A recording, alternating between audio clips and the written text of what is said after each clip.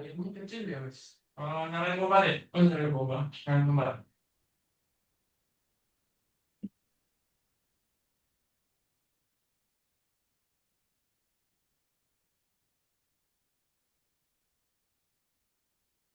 Oke, apakah sudah kelihatan semuanya untuk slide-nya?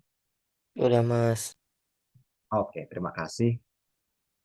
Oke, jadi selamat malam semuanya. Welcome di acara webinar malam ini. Jadi topik yang akan aku bawakan hari ini itu adalah Social Engineering Awareness, the most dangerous attack in cybersecurity ya. Sorry.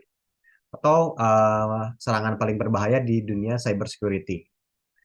Jadi di sini kita akan memahami penyerangan psikologikal yang di mana serangan ini dilakukan kepada titik yang paling lemah dalam dunia cybersecurity, yaitu manusia itu sendiri atau kepercayaan manusia. Oke, langsung aja kita mulai. Oke, jadi pertama kita akan bahas dulu ya, apa sih itu social engineering atau what is social engineering? Jadi untuk definisinya sendiri atau definition, social engineering is a psychological manipulation technique where attackers deceive people into revealing sensitive information or gaining unauthorized access to system. Atau pada simpelnya dia merupakan sebuah serangan psikologikal atau teknik manipulasi psikologi yang dimana penyerangnya menipu atau mengelabui orang untuk mendapatkan informasi sensitif atau akses ke sebuah sistem ya. Nah, biasanya target utama dari social engineering itu apa sih gitu, teman-teman? Nah, pertama kita ada core targetnya yaitu eh, sorry, core targetnya yaitu secret data atau bisa bisa berupa password atau OTP atau data personal ya. Jadi ini merupakan hal yang umum banget dicari oleh para penyerang atau ya para penyerang. Lalu selanjutnya biasanya social engineering juga dia memaksa korban untuk melakukan aksi tertentu. Contohnya seperti melakukan transfer atau melakukan klik pada sebuah link atau misalkan mendownload dan menjalankan sebuah program berbahaya ya di sini dalam contohnya gitu. Nah, biasanya taktik utamanya atau common tactics-nya dari social engineering ini yang pertama ada impersonating authoritative figure atau dia menyamar sebagai orang yang resmi gitu, berpura-pura menjadi orang yang resmi. Entah itu dari IT team atau dari manajemen dan lain-lainnya. Nanti ini bakal kita bahas ya untuk impersonating ini. Lalu yang kedua, taktik yang kedua, dia biasanya creating urgency or fear to bypass question. Ini maksud itu jadi kayak si penyerang membuat rasa takut atau rasa urgent, rasa urgensi yang dimana ketika kita takut itu secara psikologi manusia kita akan melewati atau kita akan menghiraukan kehati-hatian gitu. Jadi rasa hati-hati kita tuh jadi berturun karena kita berada di posisi takut gitu. Terus biasanya juga ada emang social engineering ini nggak harus dalam dunia cyber security ya. Social engineering ini bisa berupa hanya penasaran atau ingin mendapatkan sesuatu aja gitu. Nanti akan kita bahas selanjutnya. Jadi contoh sehari-harinya social engineering itu pertama email palsu dari bank yang dimana si banknya ini bilang kita membutuhkan verifikasi informasi atau verifikasi akun begitu. Nah, terus yang kedua ada IT support call requesting password information. Ini biasanya jarang banget untuk orang-orang awam atau orang-orang umum yang mereka alami ini jarang banget. Oke, selanjutnya. Jadi, di sini bakal aku jelasin kenapa sih social engineering itu sangat berbahaya gitu. Why social engineering is dangerous. Jadi, social engineering attacks are particularly dangerous because they exploit the human element or the weakest link in cybersecurity and can bypass many technical security measure. Nah, poinnya, jadi serangan social engineering ini dia bisa dibilang berbahaya karena dia bukan mengeksploitasi sistem, tapi mengeksploitasi manusianya itu sendiri, gitu. Yang dimana manusianya ini sendiri itu dia merupakan uh, bisa dibilang bagian paling lemah dalam dunia cybersecurity. Dan dia juga berbahaya karena dia bisa melakukan bypass atau membobol sistem apapun, secanggih apapun perlindungannya. Nah, jadi di sini ada tiga key point kenapa social engineering itu berbahaya. Yang pertama seperti yang udah aku sebutin tadi ya teman-teman. Pertama, dia uh, bahkan anggap aja gini deh, anggap aja kita punya, sorry, mungkin perusahaan deh. Anggap aja sebuah perusahaan ini dia punya sebuah website dan di mana website dari si perusahaan ini tuh misalkan PT Bank Merdeka Siber. Nah, PT Bank Merdeka Siber ini dia punya website misalkan entah untuk registrasi atau apa. Nah, secanggih apapun perlindungan websitenya, kalau misal eh, kalau misalkan ada kesalahan yang fatal dari manusia itu sendiri, mau sekuat apapun websitenya tetap bakal kebobol gitu. Terus yang kedua, jadi sesuai yang aku sebutin sebelumnya, jadi social engineering ini dia melakukan eksploitasi terhadap kepercayaan, rasa panik, atau rasa ingin membantu, atau bahkan rasa penasaran manusia aja itu bisa menjadi eh, titik titik utama untuk social engineering gitu. Terus yang terakhir, social engineering ini tentunya menggunakan emosi atau urgensi untuk menurunkan rasa defense kita ya. Jadi rasa bertahan itu tuh kayak berkurang karena kita ini dibuat emosi atau sorry kita ini dibuat panik atau emosi kita tuh dipermainkan begitu. Terus poin yang kedua ini lebih ke teknikal ya. Jadi social engineering itu dia berbahaya karena dari sisi teknikalnya sendiri itu pertama dia bisa menyamar sebagai aktivitas atau sebuah lingkungan yang nyata. Contohnya email yang resmi atau telepon yang resmi gitu. Karena dari sisi teknikal sendiri, social engineering, jika dia mentargetkan ke sebuah perusahaan, biasanya tipe social engineering-nya itu dia lebih unggul, lebih advance gitu. Karena ya tentunya yang mereka target itu adalah perusahaan itu. Otomatis mereka harus membuat serangan yang hampir sempurna begitu. Terus yang kedua juga dia social engineering ini bisa melakukan atau melewati filtering security tradisional security filtering atau um, ibaratnya kayak dia misalkan nih website ini dia mendeteksi oh inputnya ini hanya boleh ABC. Nah kalau social engineering itu kan kita nggak perlu mikirin gimana sih cara bobol websitenya biar kita bisa masukin selain ABC. Ya gampang kita serang aja manusia yang buatnya gitu. Nah, sekarang yang terakhir ini karena kita udah dimasuk di zaman AI bubble atau hype-hype-nya AI.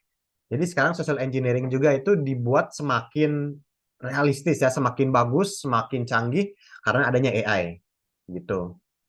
Terus poin terakhir kenapa social engineering ini berbahaya? Yang pertama karena yang aku sebutkan sebelumnya itu social engineering kan dia memanfaatkan emosi manusia. Otomatis itu membuat tingkat kesuksesan social engineering itu sangat tinggi begitu.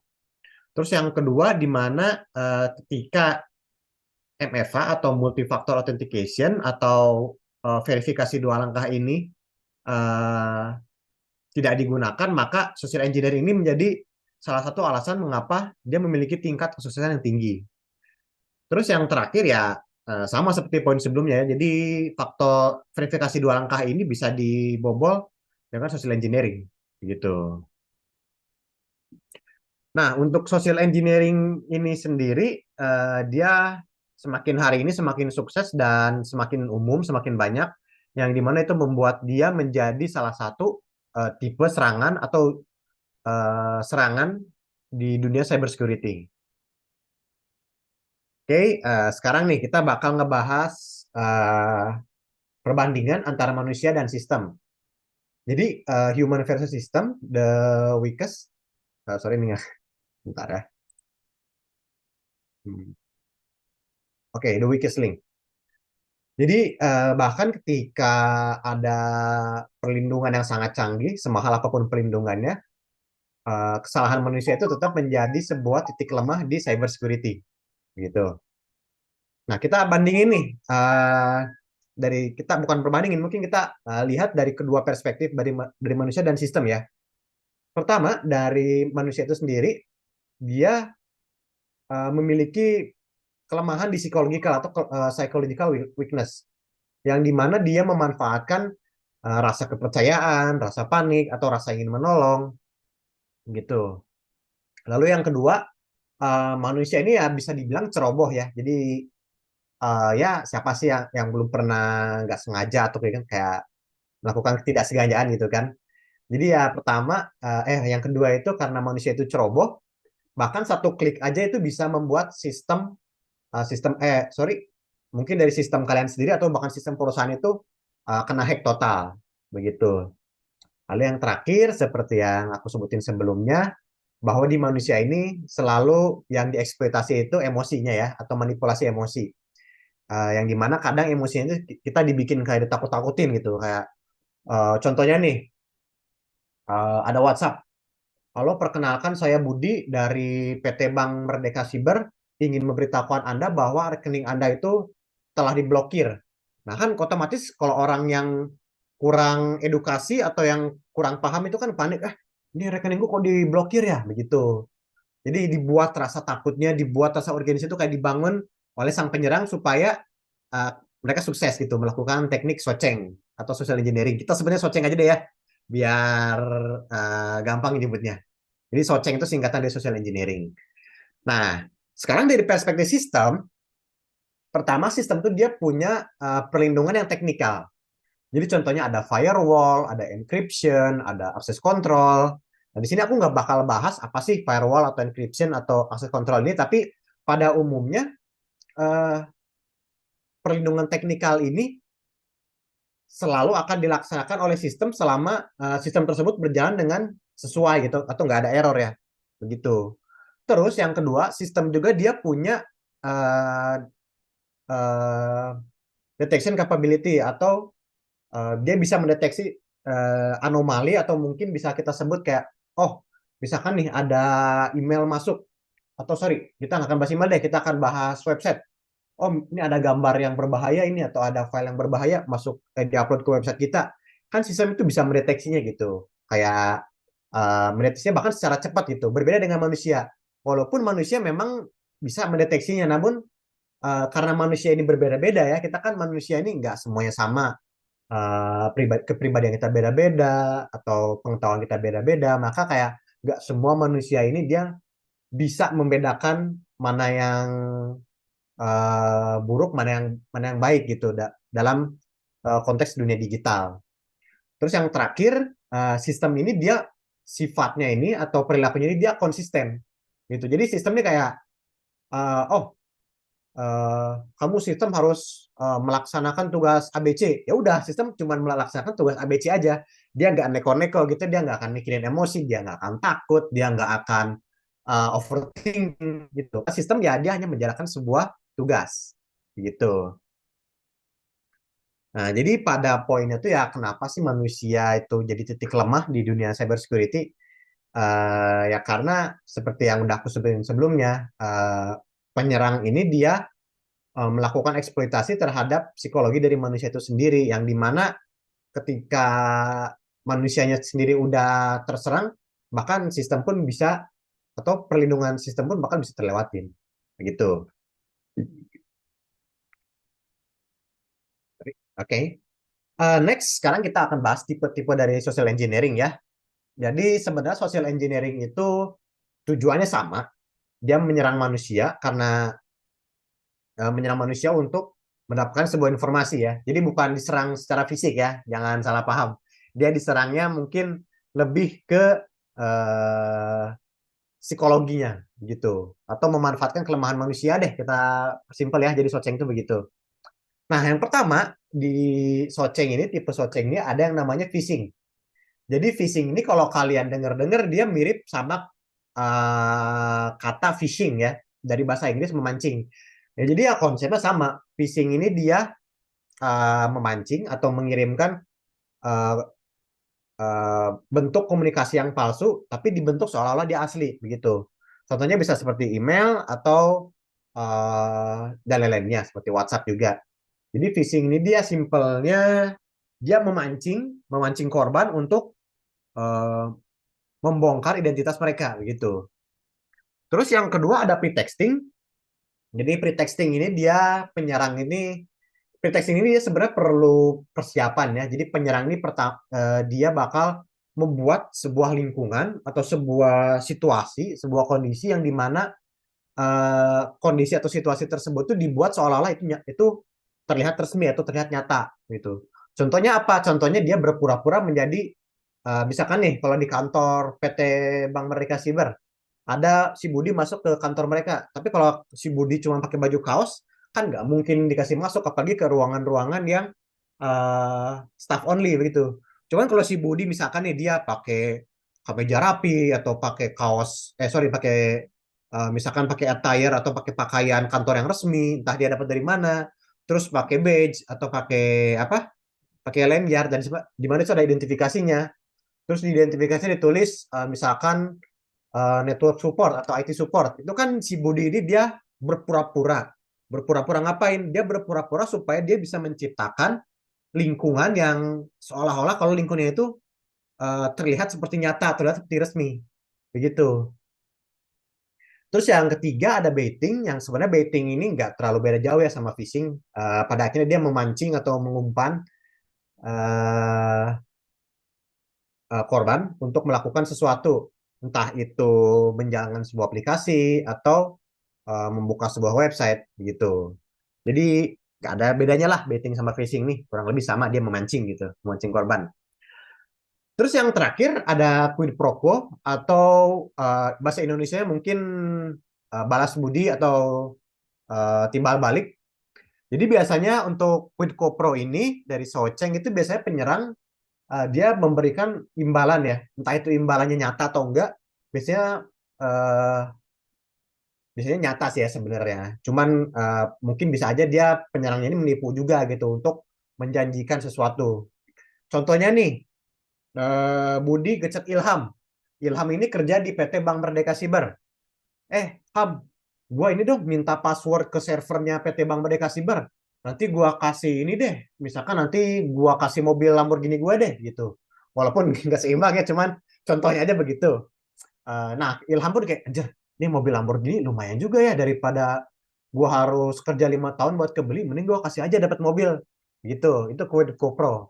Walaupun misalkan sedikit saran, sebenarnya jangan tertarik, jangan terlalu tergiur juga ya sama timbal balik ini karena penyerang itu kan dia memiliki niat yang buruk. Dia kalau udah memiliki niat buruk dan dia nipu kalian, nggak ngasih apa yang kalian nggak jadi apa yang dikasih dijanjikan atau nggak jadi ngasih apa ngasih apa yang kalian mau itu kan uh, mereka bodo amat gitu karena mereka udah niat buruk, ya udah apa salahnya melakukan satu niat buruk lagi gitu. Terus ada juga di sini teknik lainnya seperti phishing atau phishing mungkin agak ini ya penyebutannya dekat dengan phishing ya. Jadi ada phishing atau voice phishing, ada smishing atau SMS phishing. Nah, smishing nih yang menarik nih. Kalau sekarang mungkin smishing nih jarang banget ya di ini karena Socing ini sebenarnya mereka udah lebih ke level yang lebih bagus gitu, entah itu lewat WhatsApp atau lewat website, bahkan lewat iklan pun pasti ada gitu. Karena dari aku sendiri pernah menemukannya gitu. Kalau smishing ini biasanya zaman dulu nih. Dan ini juga pernah kejadian ke salah satu anggota keluarga aku, yaitu nenek aku. Jadi dia di SMS sama orang, selamat, kamu telah memenangkan sebuah mobil, silakan telepon nomor ini untuk informasi lebih lanjut. Nah itu termasuk smishing atau SMS phishing. Dia memancing korbannya gitu. Akhirnya nenek saya telepon dan disuruh transfer pulsa ke berapa ke nomor ini dan akhirnya nggak ada kabar. Dan itu bukannya aku nggak mau ngingetin ya, itu kalau nggak salah waktu aku masih SD gitu. Aku inget itu persis kejadiannya, cuman kayak zaman dulu masih SD ya belum ngerti apa-apa lah begitu. Terus ada yang terakhir ada drive by download ya. Ini lebih ke malware seharusnya. Oke, next. Nah, sekarang kita bakal bahas studi kasusnya atau kasus dunia nyatanya dari Socing ini ya. Jadi, social engineering attacks are documented across various industries, demonstrating both sophistication of attackers and the vulnerabilities of human interest.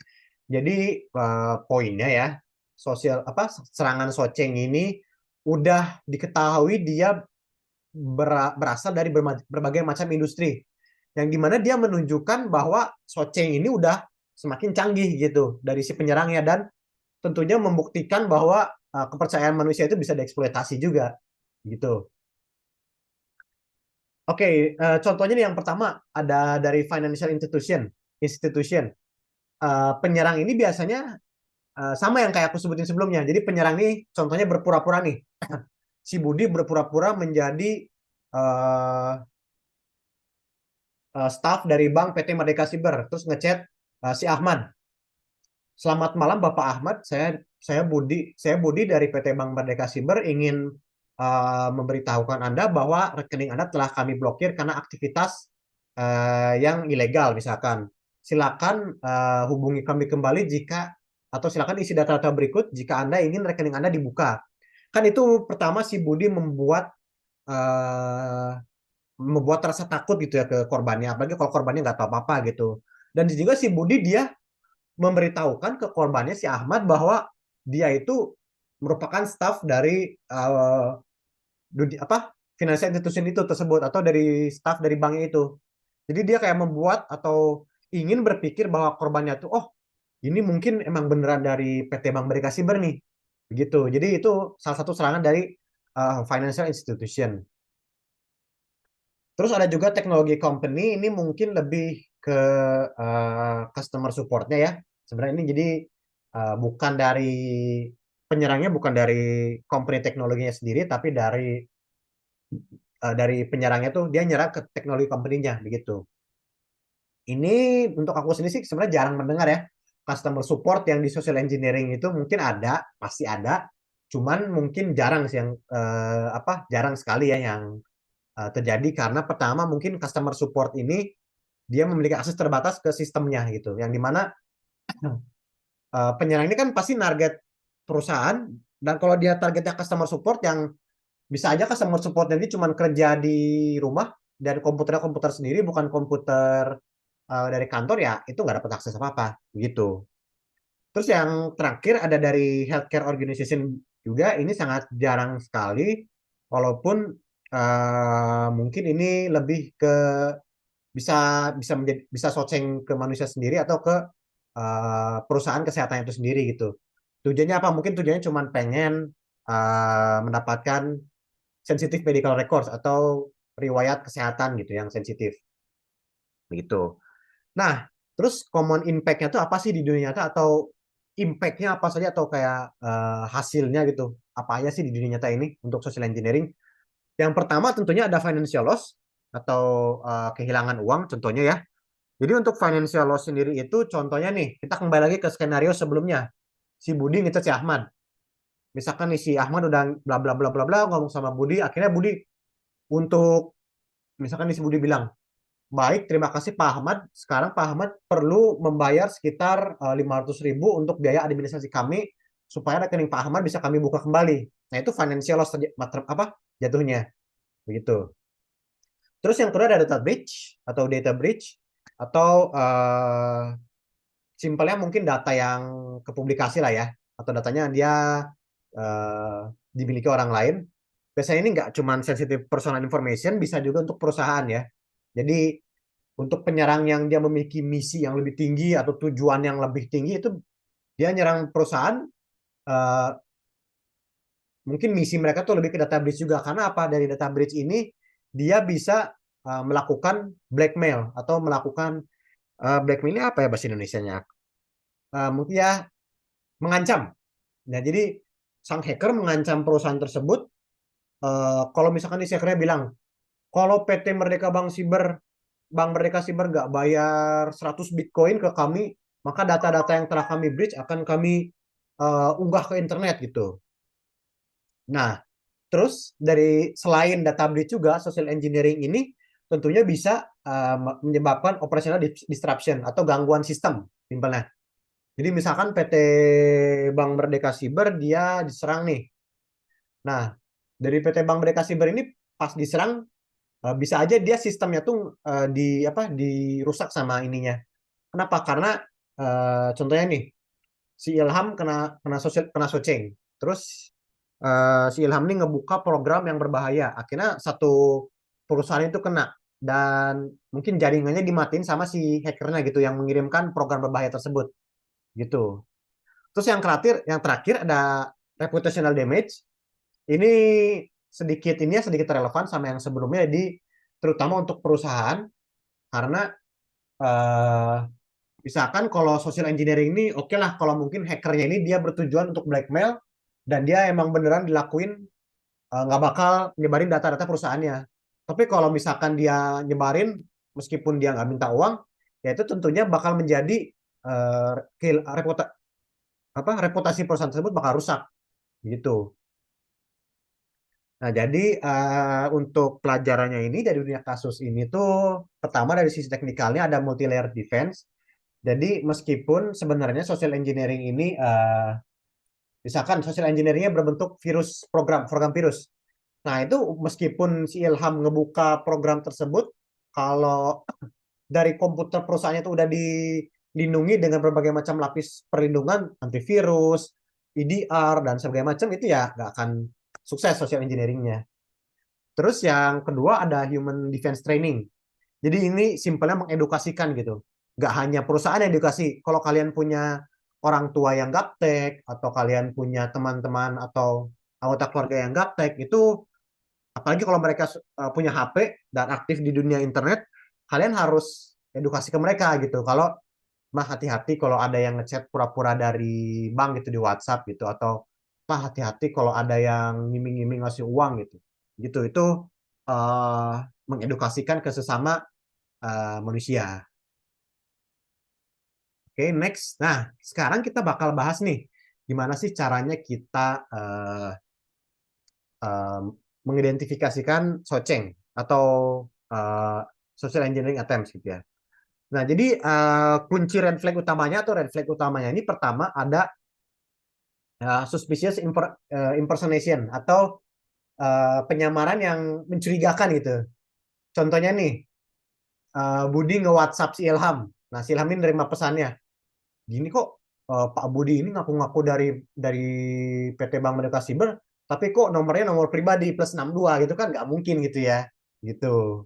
Dan dia ngaku-ngaku jadi bagian keuangannya, tapi nomor teleponnya +62 gitu atau dari sistemnya, gitu. Terus yang kedua ada urgent request. Urgent request nih, contoh yang pertamanya kayak yang tadi, yang skenario yang sebelumnya. Jadi sang korban itu dibuat kepanikan, akun Anda akan segera kami blokir gitu, segera gitu. Itu rasa panik. Atau juga ada yang dipaksa untuk berburu-buru gitu. Contohnya ya sama sih kurang lebih kayak yang tadi ya gitu. Cuman ini tuh kayak misalkan nih kalian dapat SMS kayak eh, kalian mungkin nggak sadar ini social engineering, cuman kayak kalian ini diburu-buruin kayak bagaimana Pak Ilham nih sudah kami tunggu gitu kan. Kayak kan nggak mungkin ya dari bank itu maksa mempercepat kita gitu. Kalau misalnya kita nggak jawab chat, biasanya dari bank tuh ya udah dicuekin aja gitu sampai kita balas chat lagi. Begitu. Terus yang ketiga ini yang paling gampang. Contohnya penyerang biasanya meminta informasi seperti password, OTP atau kode SMS biasanya, ataupun data pribadi gitu. Ini paling gampang soalnya, dan mungkin untuk orang-orang non IT pun harusnya bisa yang membedakan ya, kayak mana penipuan mana enggak gitu. Terus yang terakhir ada poor craftsmanship atau simpelnya kayak dia nggak rapi lah socengnya gitu. Nah, biasanya soceng ini kayak apalagi socengnya dalam bahasa Inggris ya, cuman dia menyerang orang Indonesia. Biasanya bakal ada typo misalkan good morning jadi GOD morning misalkan. Nah, itu poor craftsmanship gitu ya. Nah, terus gimana sih caranya kita memverifikasi gitu ya? Nah, kalau ketika kita ragu, tentunya kita harus verifikasi gitu. Pertama, eh, cek sumbernya dari mana. Kalau memang kita menerima WhatsApp dari bank, kita cek dulu sumbernya. Apakah nomornya +62 gitu. Dan kalau iya, apakah ini nomornya verified? Dan kalau iya, coba ditanya dulu. Eh, misalkan nih, oh untuk Pak Budi ini boleh saya minta konfirmasinya nggak itu untuk kayak membuktikan bahwa Pak Budi ini dari bank gitu. Itu melakukan cek dari source atau melakukan cek pada sumbernya. Terus yang kedua, cari tipe ya. Biasanya kalau AI pun bahkan dia ada tipe gitu. Bahkan sekarang AI itu gampang lah dibedain gitu. Kalau mungkin kalian yang sering pakai AI itu biasanya ada MDES gitu di AI ya. Jadi MDES itu biasanya strip tapi dia agak panjang dikit gitu. Kalaupun nggak AI, kalian bisa cek. Kalian dapat email dari bank tapi kok bank ada tipenya gitu kan, itu biasanya sangat tidak memungkinkan begitu. Nah, yang terakhir yang seperti yang udah aku sebutin, tanya pertanyaan gitu. Kalau misalkan permintaan yang resmi itu biasanya jelas dan padat gitu. Kayak misalkan rekening Anda di ban nih, rekening si Ilham di ban nih, itu dikasih tahu kenapa kenapa di bannya dan apa yang bisa dilakukan gitu. Dan itu biasanya melewati yang resmi gitu seperti email gitu, dan emailnya pun kita cek sumbernya apakah emailnya benar. Misalkan nih dari eh, mailing at bankmerdekasiber.com, itu berarti anggapannya resmi gitu. Tapi kalau misalkan dari budi@gmail.com itu kan nggak mungkin gitu ya, begitu. Nah, jadi selalu ingat ya, kalau kalian mendapatkan request atau permintaan yang mencurigakan, itu diverifikasi terlebih dahulu daripada kalian menyesali, gitu. Oke, sebentar, aku izin minum dulu ya.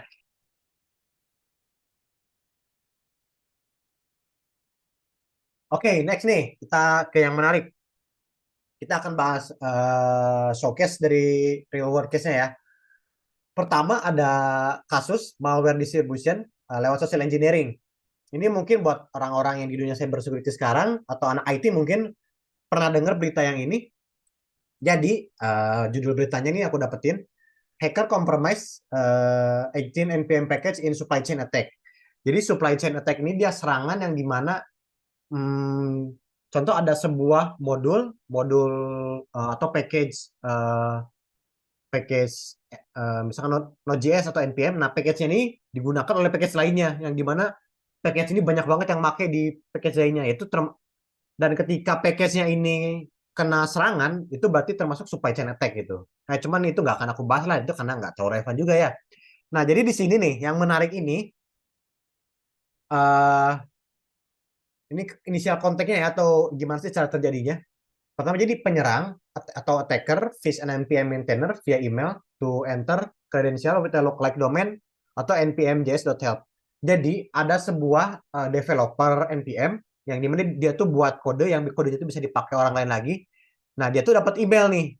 Dan emailnya tuh pas dia cek, dia emailnya kelihatan kayak resmi, npm.js.help gitu. Atau mungkin dia lihat, oh ini resmi, tapi dia nggak ngecek lebih lanjut lagi gitu. Dan ya udah, dia klik aja gitu.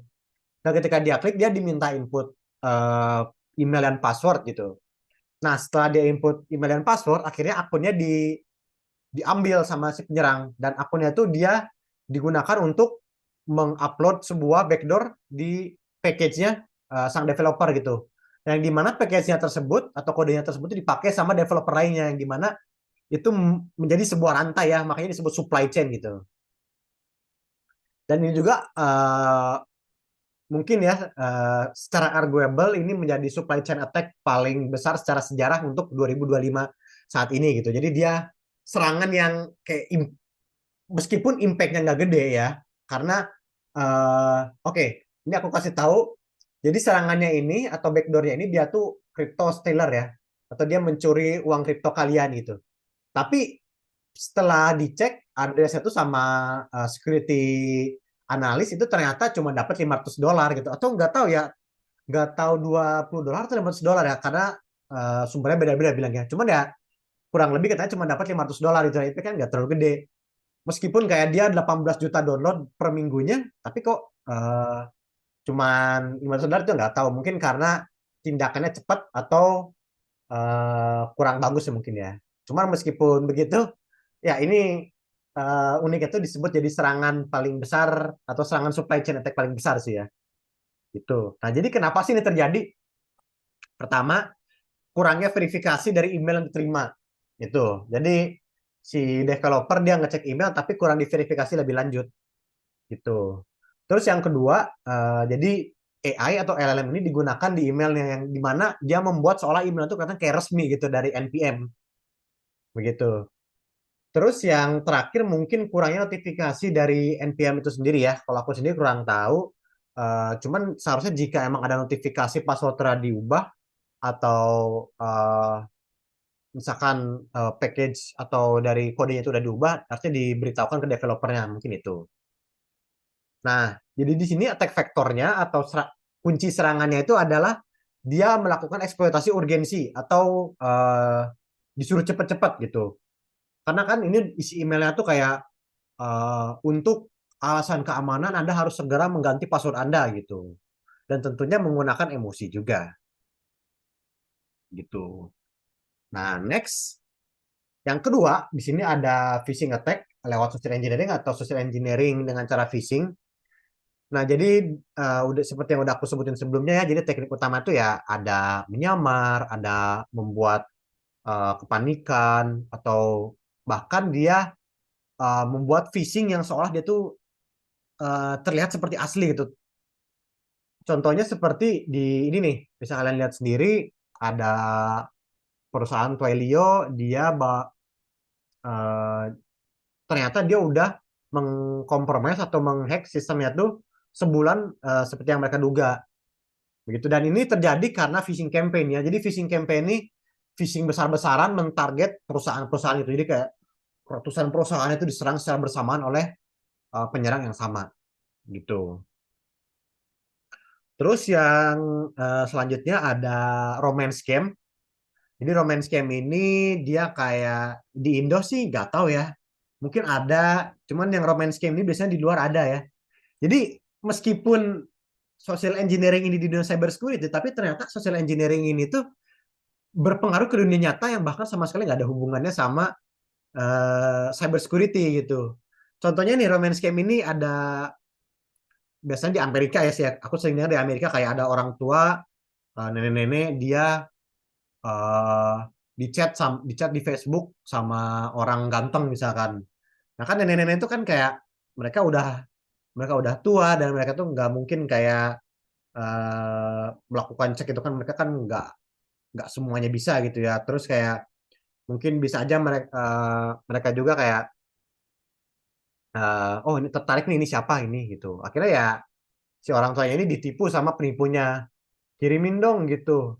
eh atau misalkan nih aku baru aja kecelakaan, tolong kirimin uang dong. Tapi ternyata itu bohong gitu, itu swatcheng gitu. Terus ada yang terakhir ini fake call scam juga. Jadi scattered spider dia berpura-pura sebagai eh, karyawan MGM ya, yang dimana dia menipu helpdesk untuk memberikan akses ya. Lalu dia dari aksesnya ini dia dilanjutkan lagi dan akhirnya dia mengirimkan ransomware gitu. Jadi ini seperti yang udah disebutkan di topik sebelumnya juga, dia menyerang bagian customer desk-nya atau helpdesk-nya. Nah, yang terakhir, showcase 3. Ini yang paling sering muncul di Indonesia. Bahkan mungkin aku yakin kalian pasti pernah lihat sekali. Atau lihat mungkin sering ya, bahkan mungkin kalian bahkan pernah mengalami sekali gitu. Pertama ada ini nih. Jadi ada friend in need impersonation dan or Android APK banking Trojan gitu.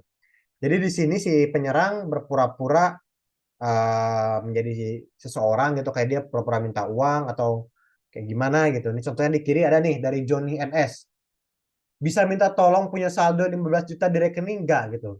Pinjam dulu. Nanti saya malam jam 7 saya balikin itu. Jadi dengan siapa ya gitu. Terus dikirim nih tiba-tiba undangan pernikahan PDF. Dan itu di nama filenya PDF tapi kalau kalian lihat di bawah itu ada APK. Terus disuruh cara buka, klik buka, pilih setelan, izinkan install gitu. Itu pasti yang umum lah.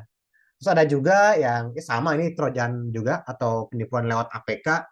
Jadi dia berpura-pura jadi staff JNT dan kayak selamat pagi Mas Ilham, saya dari kurir JNT ada paket. Silakan Mas Ilham cek isinya di sini gitu. Lalu dikirim lihat foto paket.apk gitu. Nah, itu pas dibuka ya tentunya itu Trojan. Nah, Trojan itu ngapain sih? Trojan itu biasanya dia mencuri SMS. Yang dimana akan kita bahas di demo sekarang. Oke. Sebentar ya, guys. Oke. Aku siapin dulu.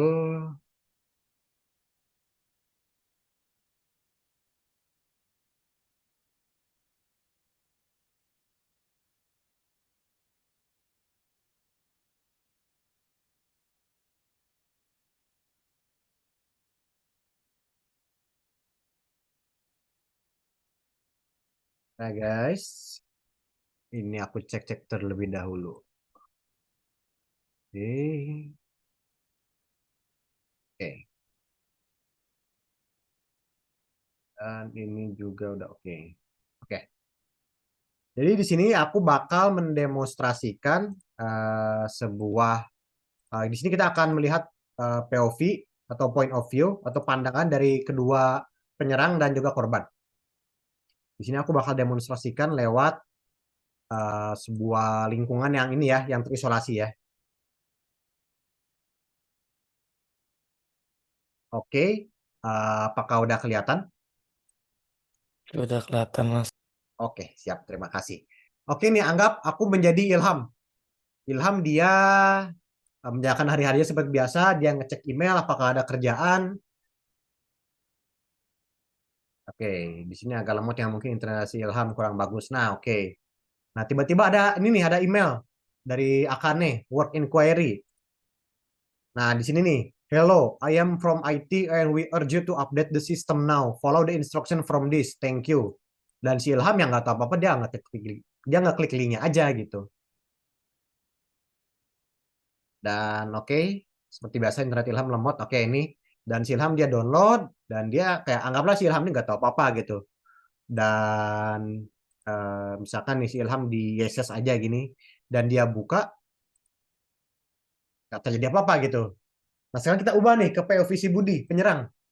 Nah ini dia POV si Budi. Ini dari komputer si Budi nih. Dia udah nyiapin sebuah aplikasi atau program buat menyerang gitu. Nah si Budi ini dia dapat notifikasi bahwa dia dapat akses dari komputer si Ilham nih. Nah apa aja sih yang bisa si Budi lakuin ini dari komputer si Ilham? Yang pertama nih si Budi dia bisa mengambil screenshot. Atau juga si Budi bisa, oke kita lihat dulu screenshotnya nih.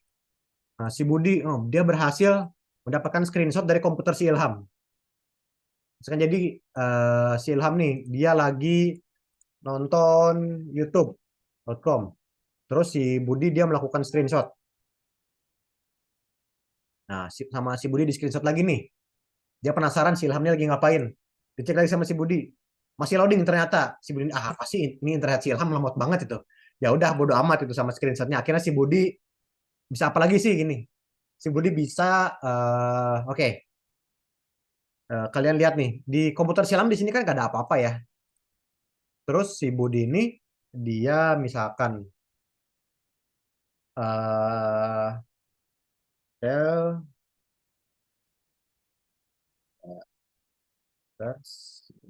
desktop connected.txt.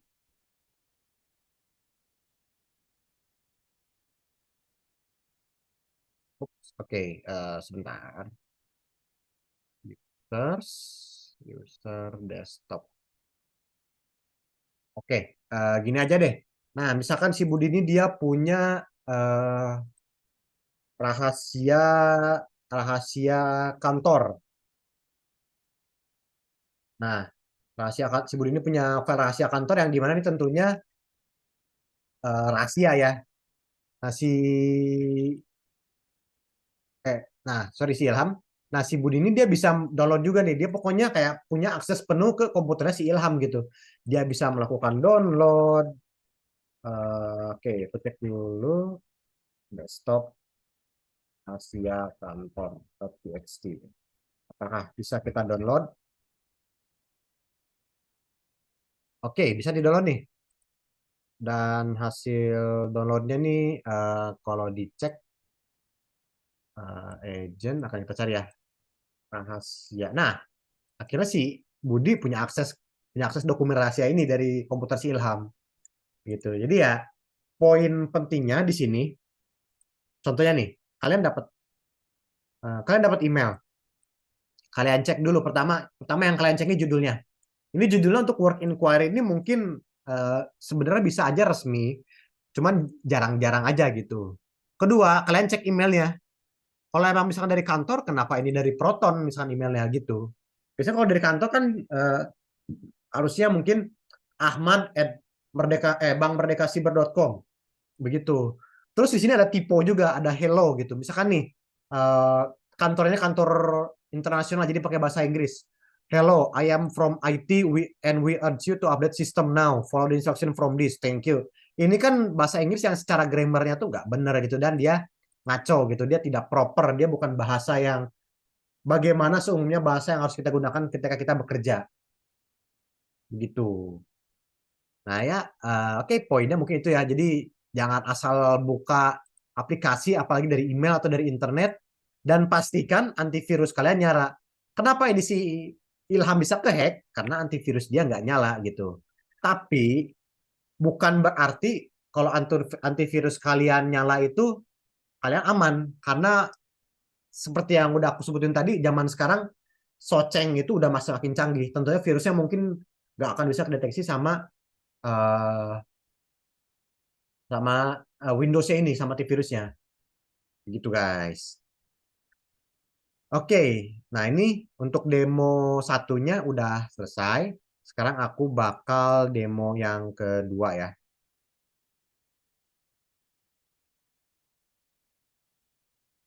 Oke, sebentar. Jadi aku siapin dulu.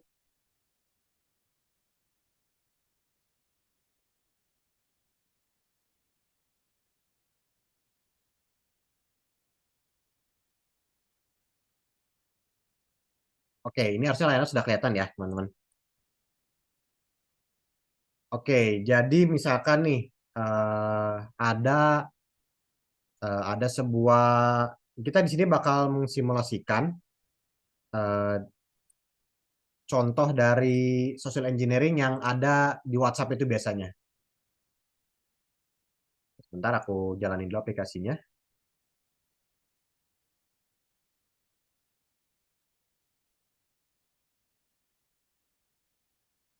Oke, ini aku ganti setting dulu deh. Kita ke full screen aja. Oke, harusnya layarku udah kelihatan ya, teman-teman. Oke nih, contohnya kalian anggap aja nih SMS atau Telegram ini dia disamarkan menjadi aplikasi cek resi ya. Terus di sini untuk mensimulasikan apa sih yang terjadi kalau kalian install aplikasi lihat lihat atau cek resi ini apa sih yang bakal terjadi gitu. Di sini aku bakal tunjukin eh, hasilnya gitu. Lalu di sini aku bakal bikin SMS. Jadi SMS ini dia SMS yang offline ya, jadi bukan SMS beneran. Jadi contohnya nih, misalkan ada SMS dari Google. This is your Google OTP 123456. Do not share it with others, even do not sorry with others including Google staff. Nah bahkan kayak SMS aja biasanya ngasih tahu nih kalau dari bank. Berikut ada kode OTP Anda, jangan sebarkan kode ini ke siapapun gitu. Oke, sekarang kodenya nih aku kirim. Nah, masuk SMS. Lalu di sini di aplikasi ini dia, ini anggaplah kita nggak kelihatan ya. Kita kirim lagi nih satu. Kita kirim lagi. Nah, sekarang kita cek nah dari penyerang itu kayak SMS-nya tuh dikirim ke mana sih gitu. Kayak cuma install APK kok, terus SMS-nya diapain ya? SMS ini bakal dikirim ke platform si penyerang. Umumnya apa? Telegram. Nah, buktinya apa? Ini dia buktinya. Gitu teman-teman. Jadi nih ada SMS receive dari nomor bla bla bla bla. Ini pesan yang tadi. This is your Google OTP 123456. Do not share it with bla bla, do not share it with others bla bla bla. Ada juga yang baru tadi. Bahkan contohnya kayak bahkan semua SMS pun bakal keterima gitu di ininya. Begitu. Dan ini biasanya menjadi alasan alasan kenapa kayak orang-orang ini kehilangan saldonya atau e-walletnya dihack atau bahkan eh,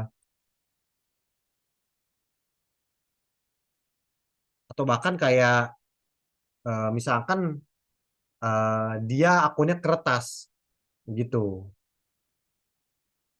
Oke, aku akan kembali ke hmm, sorry. Oke. Oke, apakah layar saya udah kembali kelihatan? Udah Mas. Oke. Nah, sekarang kita bakal ke question and answer. Cuman sebelum kalian angkat tangan atau sebelum kalian tulis chat di sini, aku bakal jawab pertanyaan yang umum dulu. Nah, pertama kita akan bahas protection and prevention. Jadi gimana sih cara kita berlindung atau mencegah dari social engineering? Pertama untuk akun, kalau untuk akun itu kalian gunakan 2FA atau MFA atau faktor verifikasi dua langkah. Karena bahkan ketika kalian kena Trojan SMS tadi, kalau misalkan akun kalian login tuh perlu faktor verifikasi dua angka itu nggak akan bisa kan? Karena ketika udah masukin kode itu harus ada kode dari 2FA lagi. Makanya kayak dua kali kode gitu. Makanya disebut 2FA gitu. Terus yang kedua ada identifying threats. Jadi gimana sih caranya kita membedakan request yang resmi dan berbahaya? Itu kita selalu cek sumbernya dan selalu tanya orang lain untuk memverifikasi gitu. Contohnya kayak misalkan ya ada orang atau kalian nggak terlalu paham IT, tapi kalian tanya ke teman kalian IT, bro ini real nggak sih gitu, ini beneran nggak sih gitu. Oh enggak bro, itu palsu. Nah itu kalian kayak mengidentifikasikan sumbernya dan bertanya gitu. Terus yang ketiga ada technical solution. Ini solusi teknikal yang dimana biasanya ini untuk perusahaan. Jadi gimana sih caranya atau apa sih cara teknikalnya untuk mencegah social engineering? Yang pertama itu software seharusnya bisa mendeteksi serangan tersebut gitu. Entah itu manual detection atau menggunakan oleh AI gitu. Dan biasanya software ini sudah ada yang terjual secara komersial ya gitu. Salah satu contohnya mungkin bisa CrowdStrike atau platform seperti SOC itu termasuk technical solution ya untuk social engineering. Lalu yang terakhir dari sisi manusia ini atau human factor-nya, gimana sih kita cara berlatih untuk mencegah social engineering gitu. Nah, seperti yang udah disebutkan sebelumnya, kalian identifikasi, kalian pastikan bahwa akun kalian aman, dan tentunya kita edukasikan juga orang lain gitu. Kita edukasikan kayak apa penyebabnya, apa kayak risknya dan gimana sih cara mencegahnya gitu ke orang lain supaya orang lain tersebut tidak ada korbannya gitu. Oke, mungkin sekian untuk topiknya. Eh, oke, oke. Mungkin saya kembalikan ke Mbak Rara kembali untuk dibuka sesi tanya jawabnya ya. Oke, baik Mas Aymar. Terima kasih banyak atas penjelasan yang sangat berbobot tadi. Semuanya give applause dong buat Mas Aymar terlebih dahulu.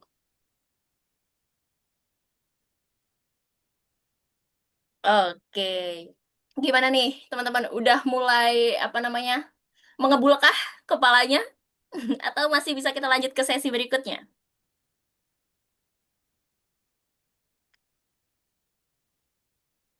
Oke, baik. Kita lanjut ke sesi berikutnya, yakni sesi tanya jawab. So, teman-teman yang dari tadi apa namanya udah mengendapkan banyak sekali pertanyaan di kepalanya, Sorry, silahkan.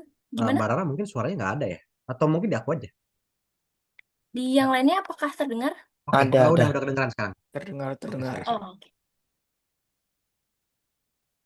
Oke, nah daripada cuma mengendap di kepala, so dikeluarkan dulu apa yang tadi mengganjal atas penjelasan Mas Aymar. Eh, untuk sekarang kita buka sesi tanya jawab untuk yang raise hand terlebih dahulu ya teman-teman supaya bisa ditanyakan langsung ke Mas Aymarnya. Oke, di sini ada Mas Wibe. Silahkan. Halo, selamat malam. Halo, selamat malam Mas. Baik. Ya, terima kasih atas kesempatannya. Selamat malam, Mas Aymar. Eh, saya Wilbert, ingin bertanya nih. Dari setiap yang tadi Mas jelasin kan, mungkin aku ngelihat lebih ke banyak defensinya, bagaimana kita aware ya terhadap teknik social engineering dari attacker. Mungkin ada nggak dari Mas Aymar sendiri punya real case, mungkin dari pengalaman, atau bagaimana caranya kita kita mungkin aku coba counter ya, counter dalam arti kita coba reverse bagaimana caranya kita yang sebagai mungkin korban, kita mengetahui atau kita meng-uncover attacker itu menggunakan teknik social engineering yang dalam artian mungkin pelaku ini dia sudah mengerti teknik-teknik yang dia ajarkan, mungkin teknik yang udah pernah dia kuasai, tapi bagaimana caranya kita uncover persona dari attacker ini yang secara garis besar kita bisa tahu attacker ini mungkin dia menggunakan apa namanya nomor-nomor palsu atau nomor-nomor database, menggunakan data-data orang, sehingga bagaimana caranya sih dengan teknik soceng ini efektif gitu untuk mungkin dari sisi korban, karena kita tahu ya kalau di Indonesia ini mungkin kalau kita melakukan proses kemana-mana pasti kan agak susah dan akan waktu yang lama. Tapi bagaimana caranya kita secara pribadi personal itu terlebih dahulu untuk melakukan itu kepada rekan secara istilah harusnya legal dong, karena kan mereka yang menipu kita. Nah, berarti kan secara legal juga harusnya kita bisa dong melakukan hal itu kepada pelaku itu. Kurang lebih seperti itu sih. Thank you, Mas Ahmad. Oke, Mas Wibe, thank you. Kalau untuk legal enggaknya sih saya nggak tahu ya, nggak bisa jawab itu ya. Cuman kalau saya lebih setujunya mungkin kayak eh dibalas lah, membalas atau revenge itu saya setuju gitu. Kita berhak untuk membalas si penyerang itu saya setuju sih. Cuman dari saya sendiri ngerti sebenarnya dari poin pertanyaannya. Jadi poinnya tuh mungkin lebih ke gimana sih caranya kita ngesoceng balik si penyerang gitu ya Mas ya. Betul. Ya. Nah, oke. Pertama mungkin sebenarnya Socing ini di Indonesia, pagi saya pernah punya juga real case. Yang pertama ini, eh yang ini kurang lebih yang tadi yang WhatsApp atau lihat cek resi atau lihat foto undangan atau undangan pernikahan APK itu biasa. Sebelumnya mungkin untuk melakukan Socing ini kita perlu skill teknikal dulu, skill analisis gitu. Tentunya kita perlu skill IT-nya gitu. Karena kita akan melakukan proses reverse engineering atau melakukan proses kayak kita membongkar isi APK Trojan tersebut itu. Nah, pertama biasanya kalau dari aku sendiri nih pengalaman pertama aku buka dulu dari Trojannya ini. Kayak kita di-compile, kita lihat isinya. Lalu kita dapat nih token Telegram dari Trojan tersebut. Nah, FYI, token Telegram ini dia sangat krusial buat pemilik botnya gitu. Karena dengan token Telegram ini kita bisa mendapatkan semuanya gitu. Kita bisa membaca isi pesannya, kita bisa mengirim pesan, kita bisa mengubah mungkin dari setting-settingan botnya begitu. Dan kalau kita misalkan nih, udah kita bongkar APK-nya, kita dapat token dari bot Telegramnya. Nah, kita bisa pakai nih dari token ini kita cari username botnya apa gitu. Pas kita cari ternyata dia Budi SMS bot. Nah, itu kan kayak udah menjadi informasi buat kita juga begitu. Nah, untuk kalau dari Socing sendiri sebenarnya eh mungkin kalau untuk kasus APK itu nggak akan bisa ya. Mungkin lebih ke yang di SMS secara penipuan karena untuk Socing zaman sekarang itu kurang lebih dia targetnya lebih ke tanpa interaksi. Jadi tanpa interaksi dengan manusia sendiri gitu. Sorry, tanpa interaksi manusia antar manusia. Dia lebih ke manusia dikasih Trojan atau program berbahayanya gitu. Cuma kalau misalkan emang ada, eh, sebenarnya ya nggak mungkin lah, nggak mungkin si penipu ini dia bakal memberikan eh, atau membongkar diri mereka gitu. Cuman mungkin ada kasusnya ya, contohnya nih, dia penipu dari bank, dia kayak minta data kita, dan kalian bisa cek nih di get kontak nomor dia, ternyata itu pakai nama asli dia, ya udah itu kalian nggak perlu Socing sebenarnya gitu. Jadi kayak ya, untuk Socing itu mungkin chance untuk suksesnya kecil. Cuma kalau untuk kalian identifikasi ini orangnya dari mana, itu pasti bisa. Atau misalkan ini sumbernya kemana, masuknya kemana, itu bisa. Atau bahkan kalian mau jahilin orangnya pun bisa gitu. Contohnya kalian dapat telepon penipuan ya kalian ya pancing-pancing aja gitu kayak, oh ini masnya dari mana ya gitu, atau mas ini lokasinya di mana ya. Walaupun kemungkinan besar mereka pasti pakai atau jawabnya dengan nama palsu atau lokasi palsu gitu. Cuman ya bisa kalian isengin gitu. Itu sih untuk Mas Wibe gitu. Mungkin jadi untuk inti jawabannya ya untuk mensoceng kembali si penyerang itu kurang, mungkin bukan kurang ya, mungkin kayak chance untuk suksesnya kecil. Cuman kalau untuk mengganggu atau menyerang kebalik si penyerangnya ini itu mudah sekali, apalagi kalau yang Telegram atau yang telepon gitu. Yang Telegram bisa kalian spam botnya pakai chat-chat apalah, bebas itu kalian mau spam pakai apa gitu. Atau yang telepon bisa kalian isengin gitu, bisa kalian hah gitu, hah gimana pak gitu. Itu Mas Wibe, apakah sudah cukup untuk jawabannya? Sangat jelas, Bang Ahmad. Thank you banget Oke. untuk informasinya. Oke, terima kasih atas pertanyaannya. Tadi Mas Wibe ya tadi ya. Iya, Kak. Oke, oke, sebentar.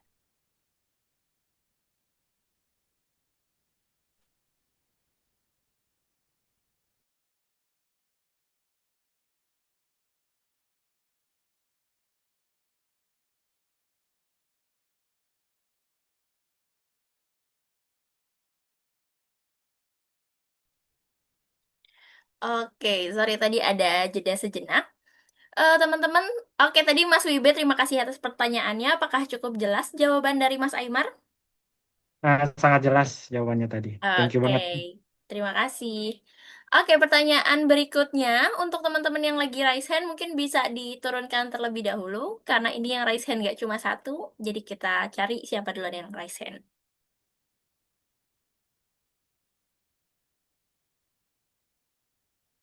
Oke, oke kita hitung sampai 3. 1, 2, 3. Oke, silakan Mas Putra Siregar. Kita Aymar, ingin bertanya, Mas Aymar, kita kan sekarang kan lagi hype-nya dengan serangan one click Mas ya. Sorry, tangan Uh, apa Mas? one click. One click, oke. Nah, nah, serangan one click ini kan kebanyakan itu kan pakai teknik searching juga kan Mas. Nah, Nah, yang jadi pertanyaan itu Mas, ini serangan one click itu definisinya tuh kita sekali klik malware-nya yang dikirim tuh langsung masuk ke perangkat kita atau harus ada proses download terlebih dahulu Mas dari malware tersebut. Nah, itu yang pertama Mas. Yang kedua Mas, eh, adakah rekomendasi antivirus Mas yang powerful Mas yang bisa ngeblokir ya yang bersifat anti exploit dan anti malware seperti itu. Nah, yang ketiga Mas, apakah ada tools kan jadi kan kita nih kan membangun sistem yang sangat kuat, tapi manusianya sendiri itu lemah kan Mas. Jadi kita buat benteng tembok besar, nggak tahu hackernya itu masuk dari pintu seperti itu kan. Jadi teknik sourcing. Apakah ada alat red team yang fokus kepada Soceng yang outputnya itu nanti bisa meningkatkan awareness dari para pegawai yang ada di dalam perusahaan kita. Mungkin itu Mas pertanyaan dari saya. Terima kasih.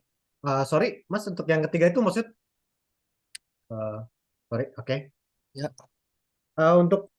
Untuk yang ketiga itu maksudnya tools untuk socengnya atau tools untuk mencegah socengnya? Tools untuk ini Mas, mered team Mas. Ibaratnya kalau kita Oh, kan manusia itu kan kalau udah ada kejadian baru sadar kan Mas. hmm. Kebanyakan orang kan seperti Oke, itu Mas. jadi maksudnya kayak yang red team gunakan toolsnya untuk melakukan simulasi soceng gitu ya? Ya seperti itu Oke, Mas. siap. Oke, oke, mungkin aku langsung menjawab ya untuk yang pertama.